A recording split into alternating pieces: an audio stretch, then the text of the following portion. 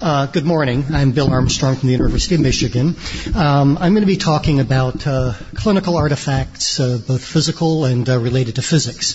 And most of the physical or physics-related artifacts I think you're going to find meet very, very nicely with the talk you just heard. If I can figure out how to advance the slides.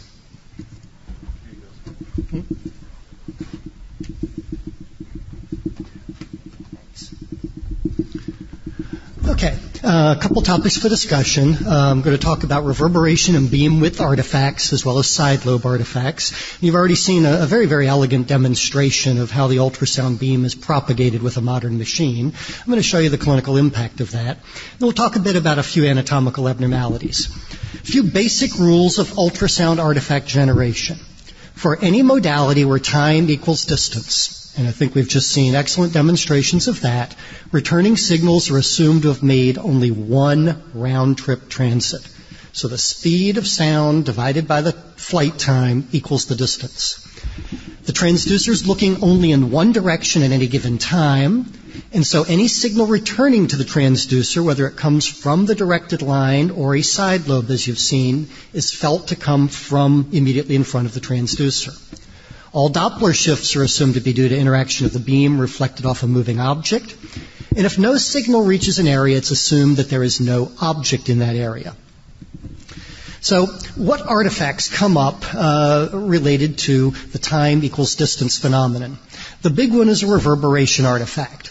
Potential clinical errors are going to be false positive dissection, false positive membranes, and artifactual chambers and vessels. Here's how a reverberation artifact is generated. The classic thought is that part of the ultrasound beam is going to be reflected.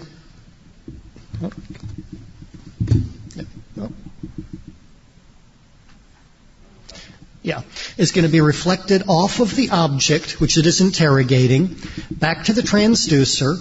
Part of it is then reflected back down for a second transit time. So it not only defines the original object, but because it makes a round trip 2 times, a second object is falsely described.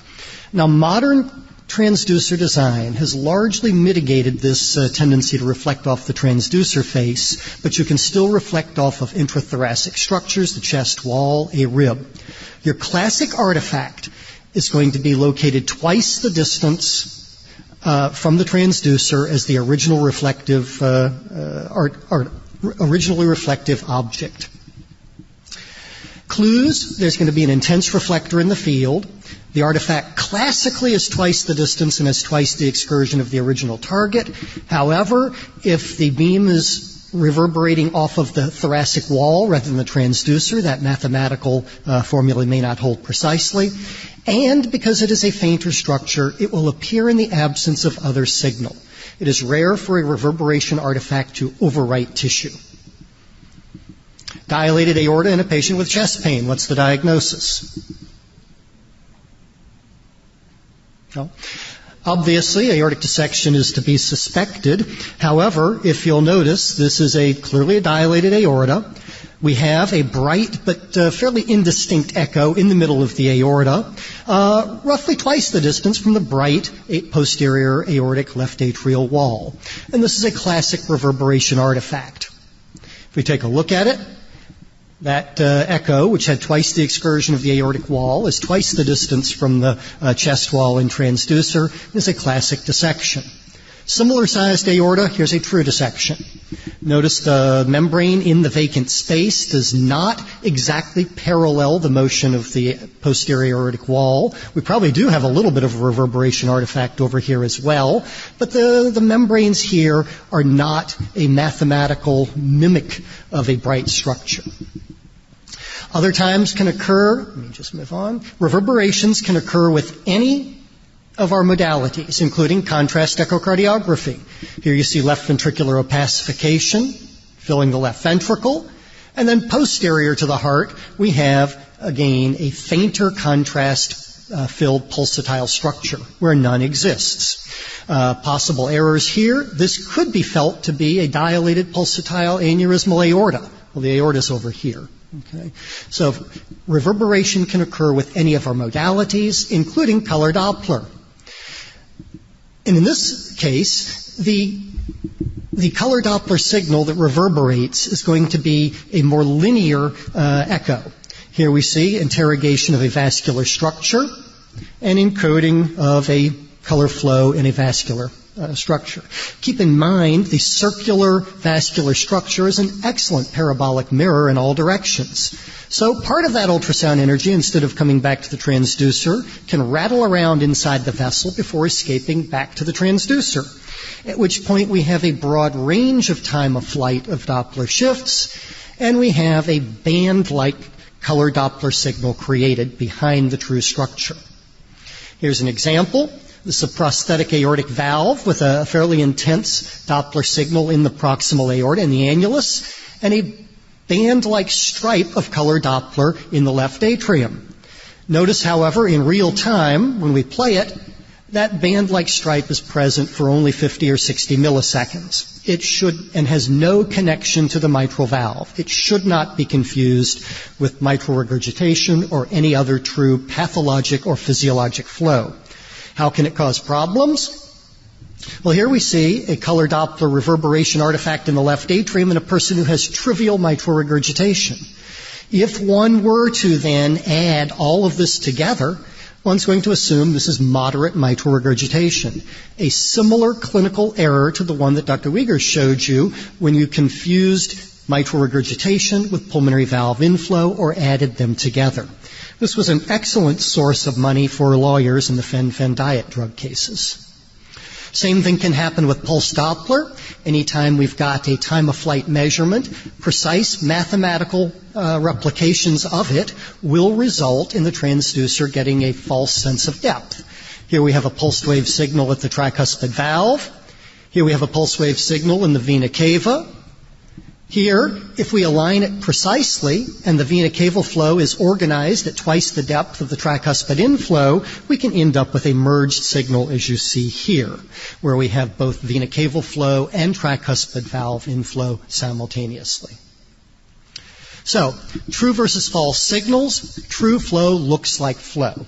Just be quite confident that if you close your eyes and imagine what a jet looks like going through an orifice into a downstream chamber, that is what it looks like. If it doesn't look like that, if it is not anatomically correct, if it is not truly flowing from A to B, if you cannot note its origin and destination, if it does not have a convergent zone, if it does not have appropriate duration and a laminar component, think you may be dealing with an artifact. So these are the characteristics of true flow.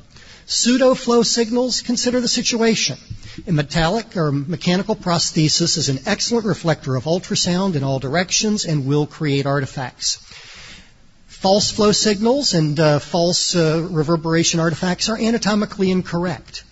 There's no convergent zone for the flow. Sometimes they're too brief to be real, and they do not have a laminar component. Remember, the turbulent component is where we've exceeded our Nyquist limit or our aliasing velocities, but at some point there will be laminar flow in virtually all biologic flows. Second rule, transducer is only looking in one direction at any given time. Any returning signals assumed to arise from that direction. We just saw excellent diagrams of that phenomenon in the physics lecture. Artifacts that occur are side lobes, lens artifact, double images.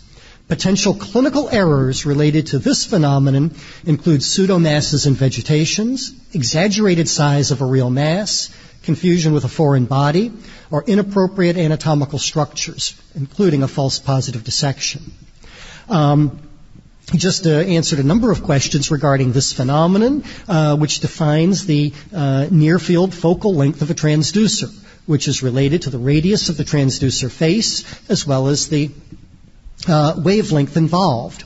So a large transducer face at a low frequency has excellent penetration, but in the far field a lot of divergence.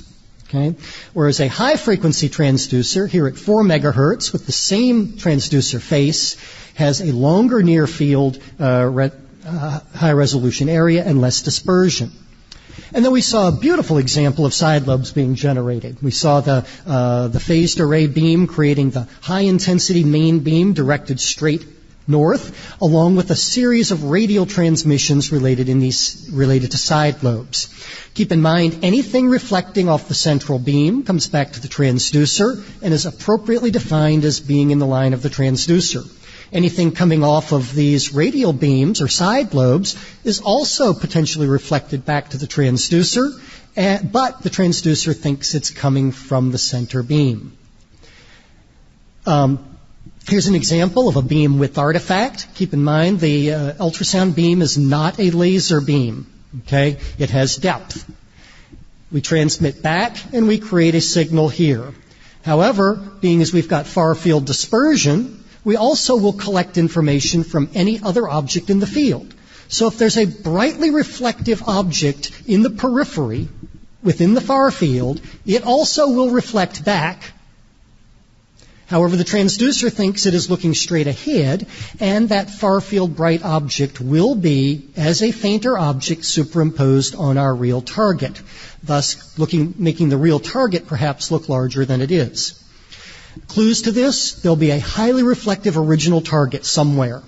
Typically, if it is a side lobe artifact, it curves away from the initial target, and the intensity will also taper away laterally.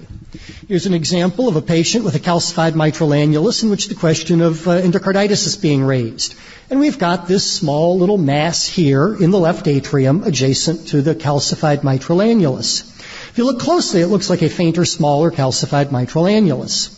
Well, where does this come from? This is a classic side lobe artifact. And what happens is we've got our main beam propagating down with a lot of intensity, and it interrogates the calcified mitral annulus and inscribes it here. Our side lobes are both going through vacant space. They see nothing, so they do not inscribe anything at that time.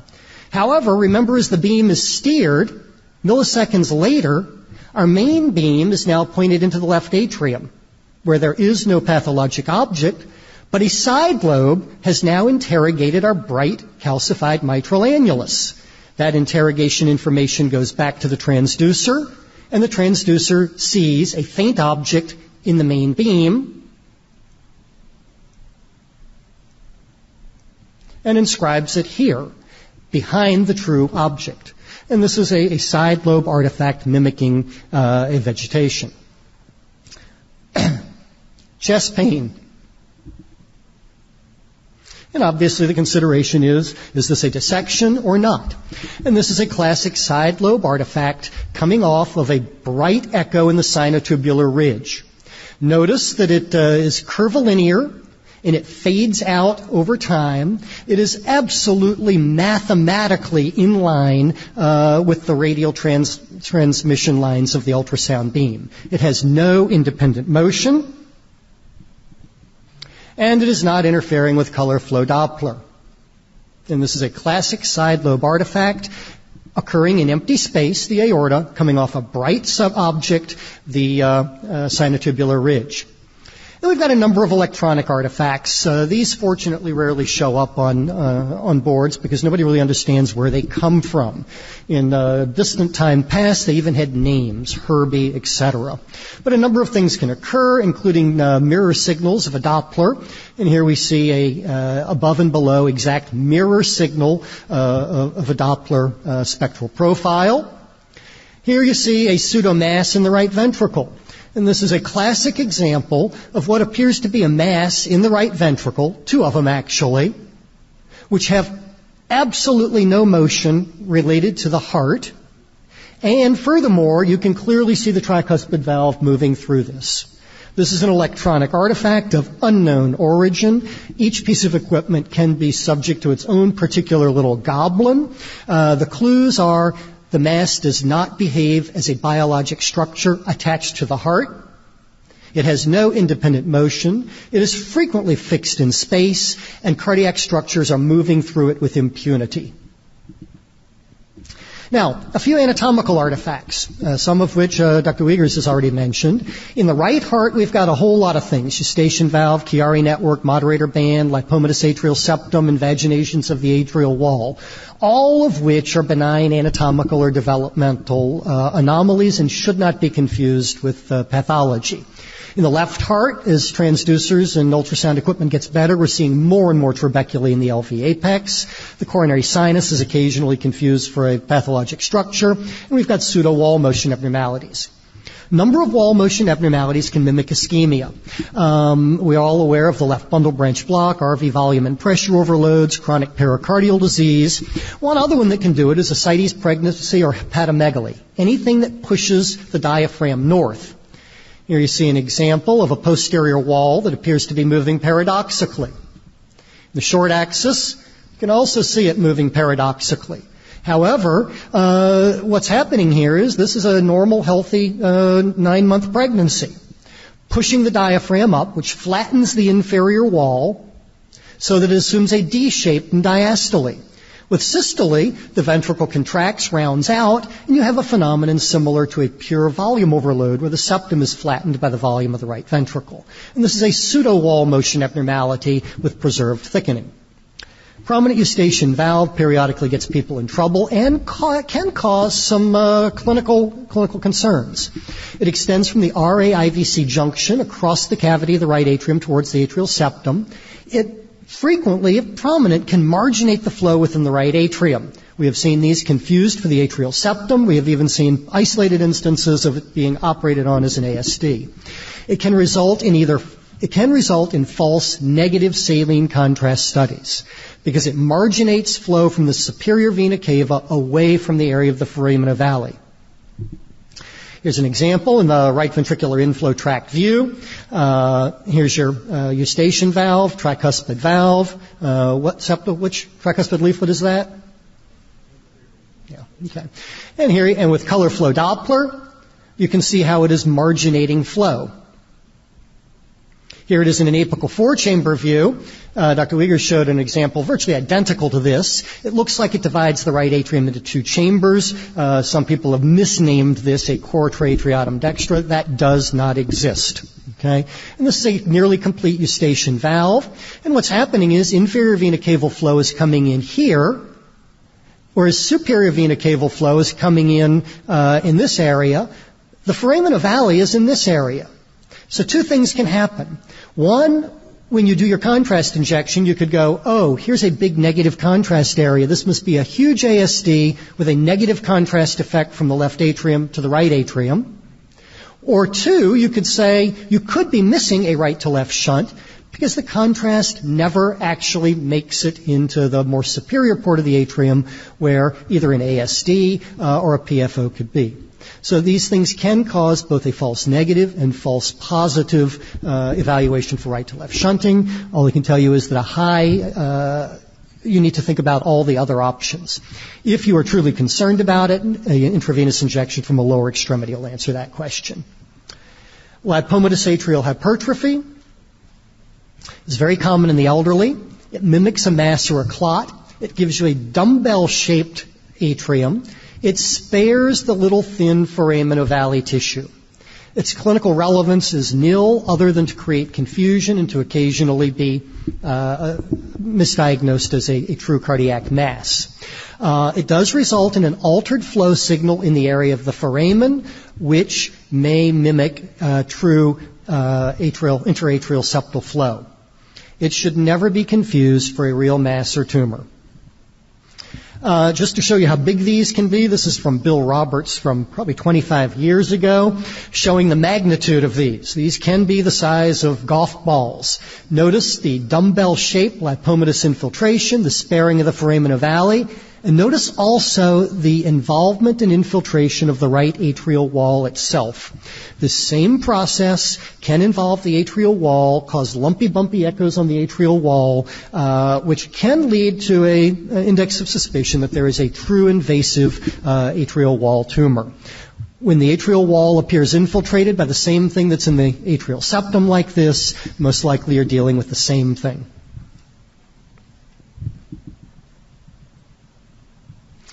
Now, when we see it from the apical four-chamber view, it's a little less impressive.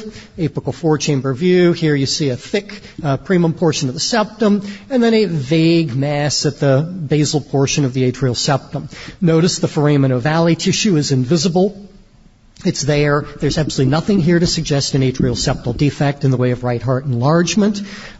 This is a classic location, classic appearance. It can be confirmed as a little more dumbbell-like with either a subcostal view or transesophageal echo, but should be diagnosed appropriately as lipomatous atrial hypertrophy.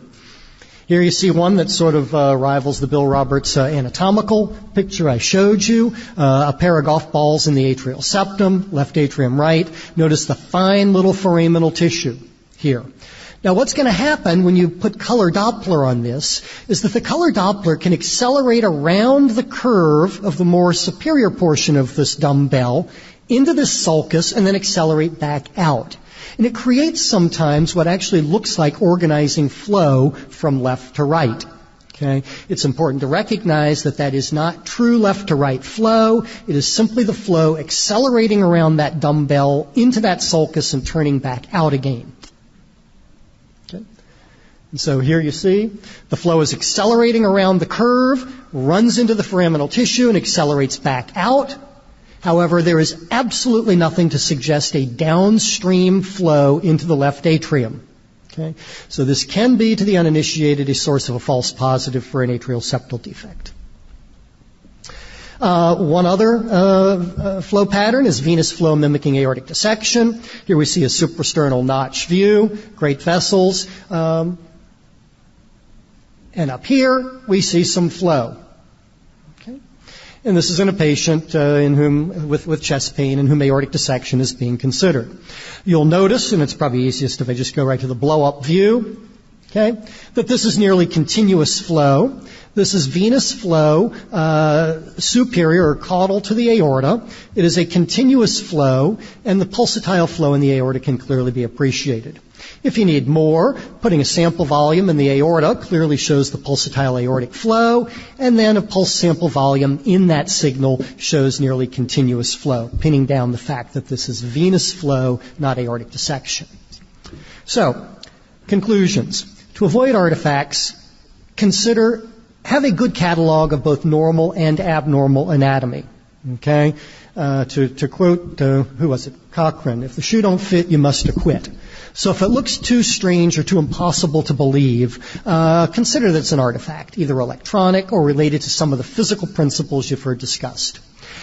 Keep in mind there's a broad range of normal variants and developmental remnants, including the Chiari network, eustachian valve, etc. Newer platforms see more. We are seeing substantially more in the way of eustachian valves, trabeculae, minor little invaginations of the atrial wall are currently the bane of our existence. Not all of which is pathologic.